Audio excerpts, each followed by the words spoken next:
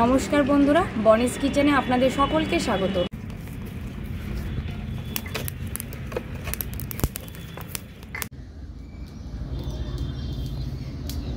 আজকে আমি আপনাদের সঙ্গে শেয়ার করব আলুর দম। দেখুন, আলুর দম তৈরি করার জন্য এখানে কড়াই বসিয়ে দিয়েছি, খুব ভালো করে গরম হয়ে গেছে। দিয়ে দিচ্ছি সর্ষের তেল, দিয়ে দিচ্ছি দুটো তেজপাতা, এবারে দিয়ে দেবো গোটা জিরে। ফোড়নটা বেশ ভাজা হয়ে গেছে, দিয়ে দেবো পেঁয়াজ কুচি।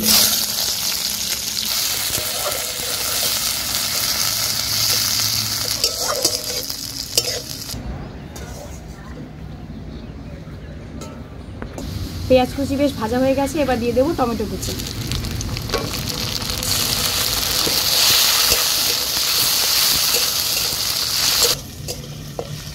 দেখুন, টমেটো কিন্তু অনেকটাই নরম হয়ে গেছে। এবার আমি এর মধ্যে দিয়ে দেবো কিছু মশলা।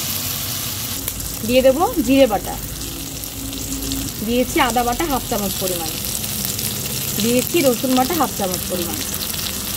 আমি ওপর থেকে দিয়ে দেবো খুব সামান্য পরিমাণে একটু জল।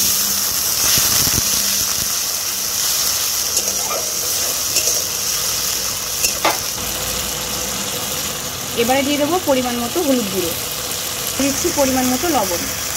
এবার আমি উনুনের জালটা আস্তে আস্তে দিয়ে মশলাটা কিন্তু খুব ভালো করে কষিয়ে নেব।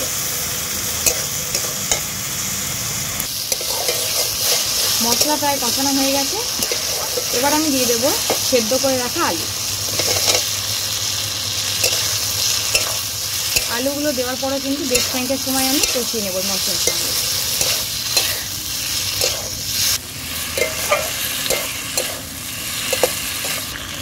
এবারে আমি দিয়ে দেবো চিড়ে রাখা কাঁচা লঙ্কা, দিয়ে দিচ্ছি পরিমাণ মতো লবণ। লবণ যেহেতু আগে দেওয়া ছিল, লবণের পরিমাণটা অবশ্যই কিন্তু একটু বুঝে দেবেন। দিয়েছি হলুদ গুঁড়ো। সমস্ত উপকরণগুলো কিন্তু আমি বেশ খানিকটা সময় ধরে কষিয়ে নেব।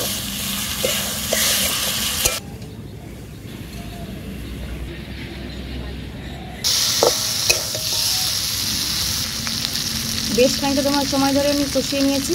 এবার দিয়ে দিচ্ছি ওপর থেকে সামান্য পরিমাণে একটু চিনি, দিয়ে দেবো খুব সামান্য পরিমাণে একটু গরম মশলা গুঁড়ো। আমি আলুর দমের ভিতরে কিছু কড়াইশুঁটি দেবো, দেখুন আগে থেকে ছাড়িয়ে নিয়েছিলাম, সেগুলো দিয়ে দিচ্ছি।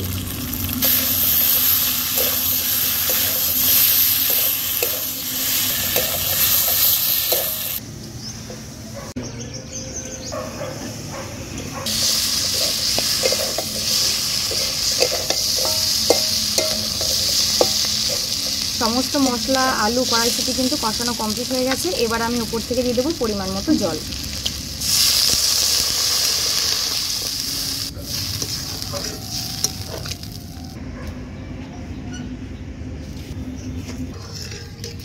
এবারে আমি ঝোলটা খুব ভালো করে ফুটিয়ে নেব। এটা আমি একটু কষা কষা নামাবো, তাই জলের পরিমাণটা কিন্তু একটু কম করে দিয়েছি।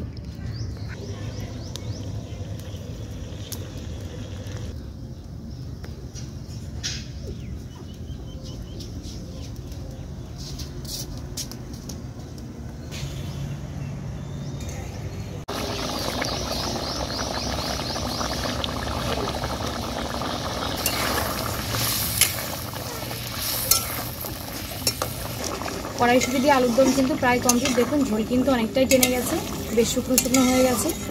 এবার আমি ওপর থেকে দিয়ে দেবো ধনেপাতা কুচি।